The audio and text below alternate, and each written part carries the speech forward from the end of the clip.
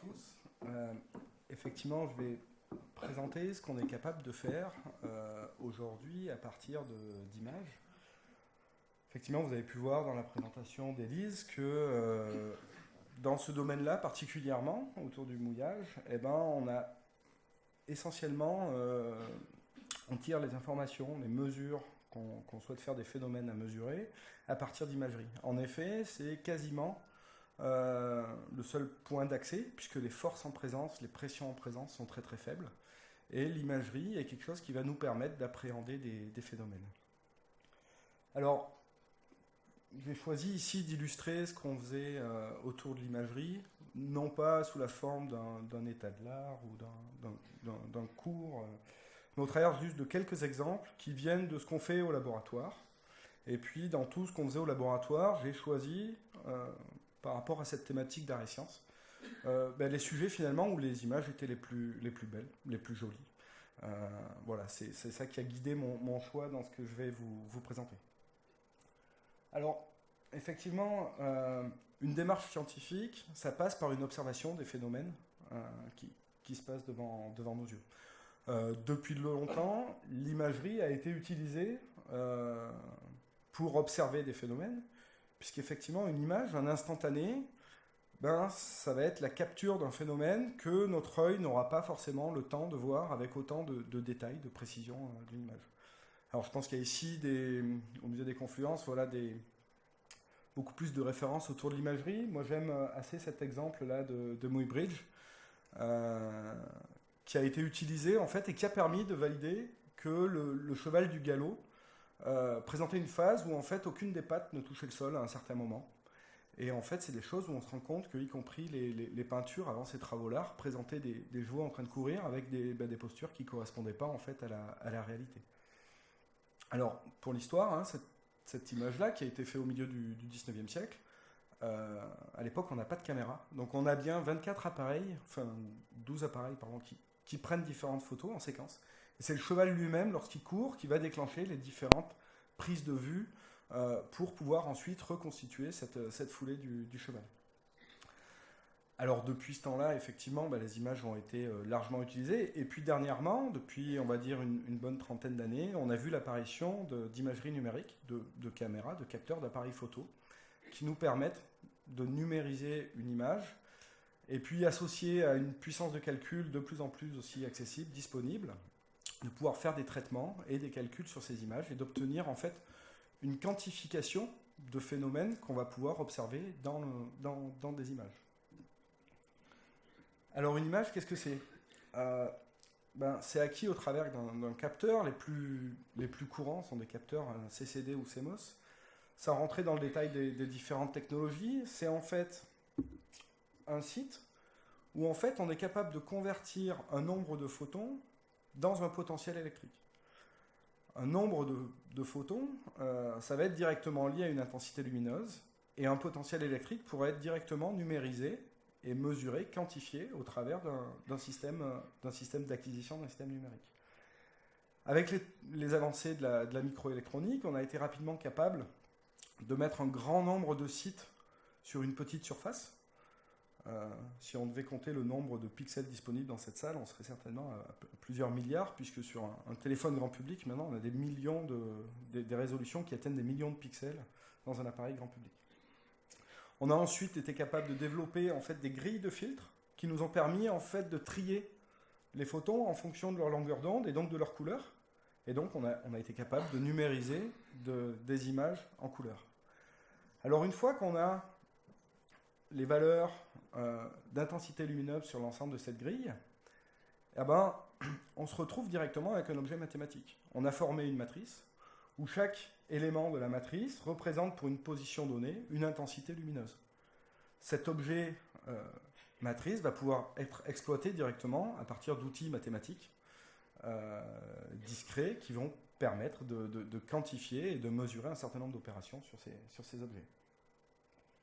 Alors dans le cas d'images en couleur, pour chaque position, pour chaque pixel, on va en général avoir 3 informations de couleur, dans le système notamment rouge, bleu, vert, et qui va nous permettre de recomposer une couleur. Alors ces couleurs, il faudra distinguer la manière dont elles sont appréhendées d'un point de vue scientifique, d'un point de vue lié en fait à ces technologies numériques de capture d'image, de ce que nous, humains, notre œil va pouvoir percevoir. Ce qu'on est capable de percevoir, il y a par exemple le système Pantone qui va correspondre au nuancier que vous avez quand vous allez acheter de la peinture. Il va être différent dans un système numérique où en fait à partir de 3 paramètres, donc le système le plus répandu c'est le système RGB, rouge, vert, bleu en anglais, on est capable de reconstituer l'ensemble des couleurs.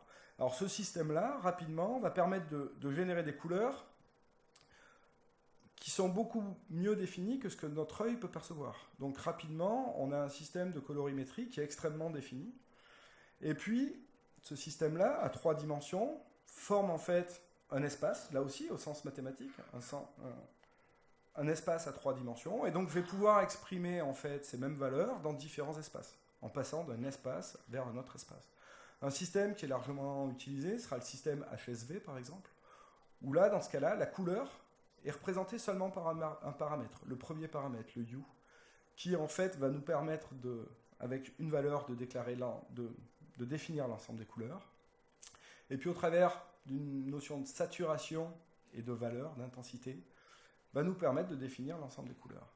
En tant qu'objet mathématique, ces espaces de couleurs présentent les mêmes propriétés ont les propriétés des espaces mathématiques. On va avoir notamment, par exemple, des notions de distance. Si on conceptualise l'idée d'avoir une distance entre 2 couleurs, et bien cette distance ne sera pas forcément la même entre 2 espaces. De la même manière, entre 2 espaces, je vais avoir des relations de bijectivité, c'est-à-dire qu'une couleur dans un espace ne va pas être définie de la même manière dans une autre. Ou alors le chemin retour ne va pas forcément être possible pour exprimer une valeur entre deux espaces de couleurs ici. Alors, les couleurs, qu'est-ce qu'on fait avec les couleurs? J'ai choisi de vous présenter l'exemple en fait, des mesures d'épaisseur de film lubrifiant dans un contact élasto-hydrodynamique. Alors, vous avez pu rapidement voir ce qu'était la tribologie. Un des aspects de la tribologie s'intéresse à la caractérisation des contacts lubrifiés au moyen d'un film fluide. C'est quelque chose qui intéresse énormément la société dans son ensemble, puisque c'est des problématiques qu'on retrouve dans nombreux exemples industriels, et notamment le moteur automobile. Plutôt que d'étudier ça dans un système plus global, on va réduire la complexité du système pour pouvoir appréhender des phénomènes de base qui rentrent en jeu dans ces phénomènes de lubrification. Alors c'est le cas ici des contacts élasto-hydrodynamiques où on va réduire un système tribologique à un contact biplan, et en utilisant un plan transparent, on va pouvoir observer directement l'interface du contact entre 2 solides et la manière dont ce contact est lubrifié. Alors pour faire ça, on est amené à développer ces instruments-là en laboratoire. Donc on voit ici une bille, c'est une bille en acier poli, et puis un disque de verre transparent qui est monté sur un système qui nous permet de contrôler les vitesses de rotation de cette bille, de ce disque, la charge appuyée sur le disque, les conditions environnementales, de température, etc., etc. Alors, cette bille sur ce plan, en fait, on vient contrôler bien sûr l'effort qu'on vient appliquer sur la bille, et puis on vient regarder au travers du plan directement l'interface, le contact entre la bille et le plan. Alors, cette bille, lorsqu'elle vient au contact du plan, elle se déforme, et donc le contact entre la bille et le plan n'est pas simplement un point, mais correspond à une petite surface de contact. Au travers d'une couche semi-réfléchissante, on forme un interféromètre, et on obtient alors des images qui ressemblent à celle-ci. Donc je vois ici la partie orangée centrale de l'échantillon, qui correspond à la partie déformée de la bille et du plan, donc qui sont en contact. Et puis je vois sur les côtés en fait des franges d'interférence, des anneaux de Newton, qui correspondent à la partie où la bille et le plan ne sont plus en contact, mais sont dans une distance qui est extrêmement faible. Ce système-là, à partir de cette définition des couleurs, des mesures d'intensité, on va pouvoir s'en servir comme un étalonnage de notre système. À partir ici d'un rayon sur notre image, je vais pouvoir associer pour chaque valeur de couleur une valeur de hauteur de bille. Et avec cet étalonnage, lorsque la bille et le plan seront en mouvement, je vais former ici donc des interfaces lubrifiées avec une forme assez classique de fer en cheval, qui montre en fait une répartition non homogène du fluide en termes de pression. On a une pression qui n'est pas homogène dans le contact. Et à partir de l'échelle de couleur précédemment étalonnée, je vais pouvoir remonter à une épaisseur de film lubrifiant. Alors ici, pour donner des valeurs d'échelle, le diamètre du contact fait environ 300 micromètres, et la hauteur du film fluide, la hauteur d'huile qu'il va y avoir entre le plan et la bille, fait une centaine de nanomètres. En modifiant les paramètres cinématiques, les paramètres de vitesse sur la bille, sur le plan, en étudiant bien sûr différents lubrifiants, en texturant éventuellement la bille ou le plan, je vais pouvoir étudier, remonter à des phénomènes de lubrification qui se passent dans un contact et qui pourront être appliqués à des systèmes réels rapidement. Alors ces images, ben voilà, c'est ces images qu'on obtient en faisant varier ici simplement les conditions de cinématique et qui nous permettent de remonter donc à des épaisseurs de film fluide en fonction du lubrifiant ou du film. Alors voilà aussi une vidéo. Elle est plus scientifique qu'artistique, mais moi je la trouve quand même fort jolie. Comme dans nos rencontres aussi avec Linda, c'est quelque chose qu'elle avait vraiment beaucoup apprécié, parce qu'elle parlait de danse. Voilà, donc c'est une goutte qui danse ici. Élise vous expliquera plus le contexte physique, qu'est-ce qu'on vient regarder dans ces vidéos. Vous reconnaissez une goutte, vous reconnaissez une surface texturée. On voit la seringue là-haut qui nous a permis d'injecter la goutte. Cette vidéo, on a eu la chance de la faire grâce à une caméra rapide. J'ai parlé des outils technologiques, des caméras, de comment est-ce qu'elles fonctionnaient. On a, depuis, on va dire, une bonne quinzaine ou vingtaine d'années, vu l'apparition de caméras rapides. Et puis, depuis cette époque, de voir leur prix, leur accessibilité augmenter, leur prix baisser. Et donc, on en a au laboratoire. Donc, ici, on fait vibrer une goutte. En fait, la vibration, elle a lieu à 50 Hz. 50 Hz, c'est une vibration où, à l'œil humain, on ne distingue rien du tout. On voit que la goutte vibre, mais il n'y a absolument rien de visible. Avec ce genre d'outil, on est capable de voir dans le détail, dans le menu détail, ce qui se passe exactement, image par image. Ici, le film a été réalisé à 1000 images par seconde.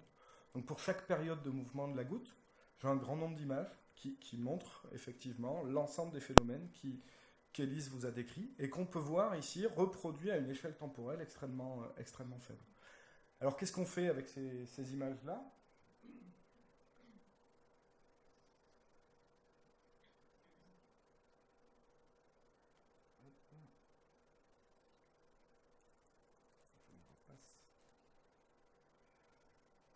Alors, on va pouvoir mesurer les phénomènes dont Élise vient de parler à partir de ces images. Ces images, elles ont une particularité, c'est qu'elles sont faites en ombroscopie, c'est-à-dire que la goutte, en fait, se situe entre la caméra et un système d'éclairage. Donc ce qu'on voit, c'est en fait l'image de la goutte prise en contre-jour, ce qu'on ne veut surtout pas faire quand on fait des photos à la maison. Ces images, elles sont intéressantes parce que du coup, elles deviennent très contrastées.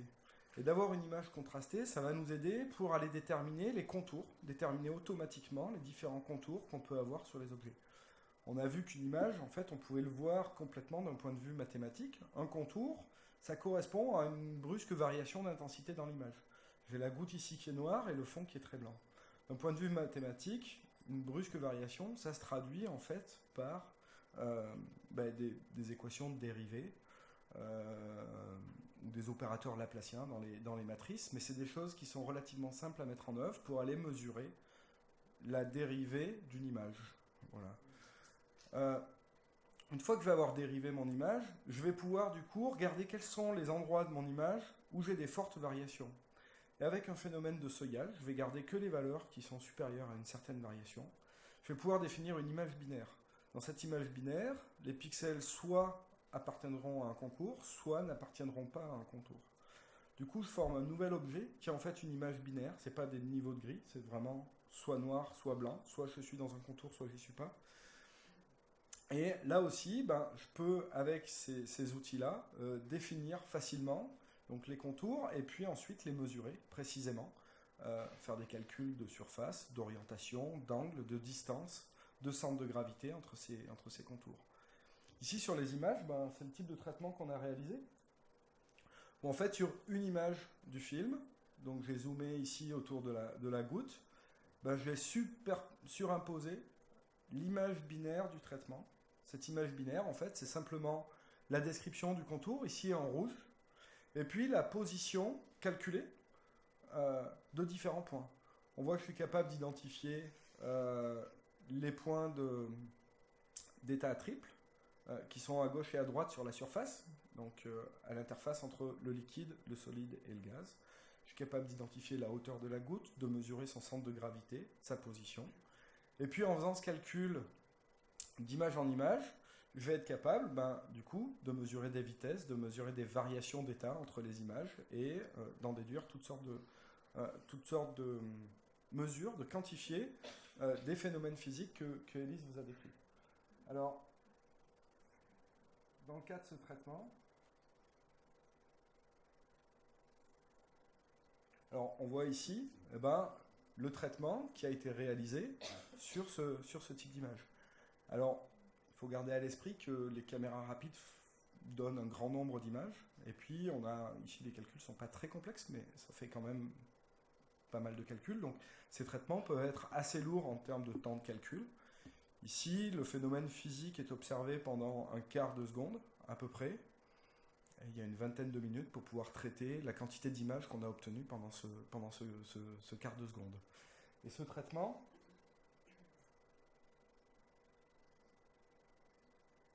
dans le cas de ce traitement, par exemple, je vais pouvoir m'intéresser à la position de ma surface, qui est ici obtenue au travers du trait bleu vertical que j'ai à gauche, et puis à la position de ma goutte.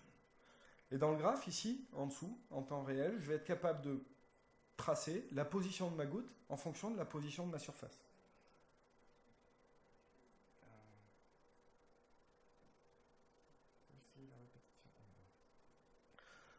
Ce que je peux voir, c'est que ces mesures ici, elles sont répétées sur un certain nombre de périodes. Et en fait, le cercle que je suis en train de construire en bas, alors l'ellipse, disons, correspond à une courbe de Lissajous qu'on a sur des systèmes mécaniques classiques de premier ou de deuxième ordre, où en fait je suis capable de quantifier une phase entre la position de ma goutte et la position de ma surface. Sur la vidéo, ça se traduit par des moments où ma surface va à droite, alors que ma goutte, elle est toujours en train d'aller à gauche. Cette phase-là, elle est tracée sur plusieurs périodes, et on peut voir ici que sur plusieurs périodes, mes mesures réalisées à partir de mes images sont extrêmement répétables, puisque je ne suis pas capable de distinguer le deuxième cercle du premier, et la superposition des mesures sur un certain nombre de périodes. Alors, Élise vous parlera plus en détail de ces résultats, de ces calculs.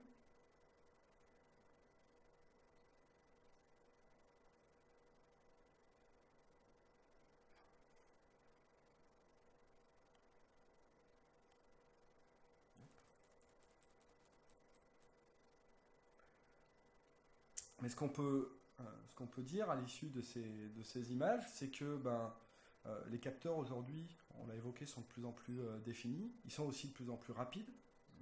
L'imagerie rapide est maintenant devenue quelque chose de relativement accessible. Il suffit de voir l'essor des caméras GoPro dans le grand public. Et en parallèle, on a aussi une puissance de calcul qui, là aussi, est de plus en plus abordable. Abordable d'un point de vue financier, mais aussi d'un point de vue technique. On a de plus en plus de logiciels qui nous permettent de faire ces traitements que je vous ai expliqués ici brièvement, de les faire de plus en plus facilement, et puis de les implémenter dans ces nouveaux systèmes qu'on appelle FPGA, qui nous permettent de faire des calculs en temps réel, et de calculer en temps réel des informations à partir d'images. Ça, c'est ce que vous avez par exemple dans tous les systèmes, là aussi, systèmes grand public de réalité augmentée, où en fait on est capable, à partir d'images filmées, de calculer et de reprojeter des images dans l'image qu'on filme. Et donc de faire un système qui se calcule en temps réel, en même temps que les images arrivent. Alors tout ça, dans les laboratoires, nous, on est ravis, parce que on génère énormément d'images et on peut aller voir beaucoup plus finement les choses qui se passent. Ça nous permet d'appréhender le monde avec toujours plus de détails. Voilà. Et à la fois, des fois, des détails, il y en a énormément. Plus on est capable de zoomer dans une échelle temporelle ou dans une échelle spatiale, et plus ça fourmille de détails et de choses curieuses. Alors c'est le cas par exemple de cette dernière vidéo.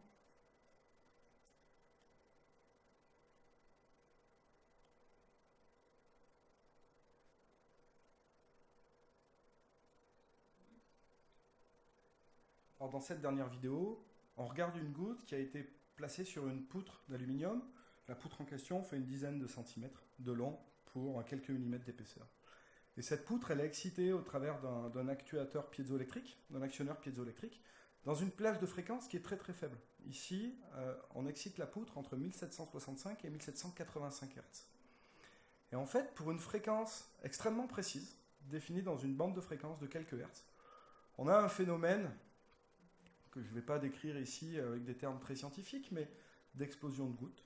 Alors on se rend compte que avant l'explosion de cette goutte, on a des ondes qui se forment à la surface. Il y a quand même des modèles et des théories qui s'intéressent à ces ondes de surface et qui les décrivent. Voilà, mais grâce à de l'imagerie rapide, alors ici vous avez en bas le temps réel, donc vous vous rendez compte que pour une seconde de film, on a énormément ici aussi d'images. Voilà, on peut regarder.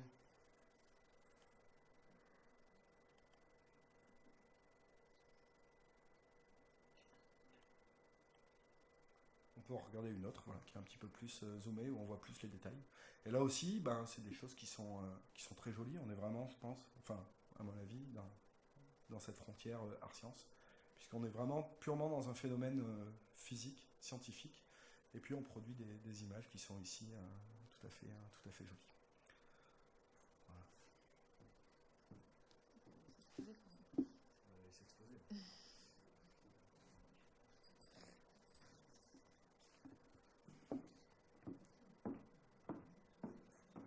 Alors, c'est un petit peu aussi comme la course du galop de cheval. Pour faire ces deux films, on a passé quand même toute la journée à essayer d'avoir la caméra en même temps que la goutte, en même temps que l'explosion, etc.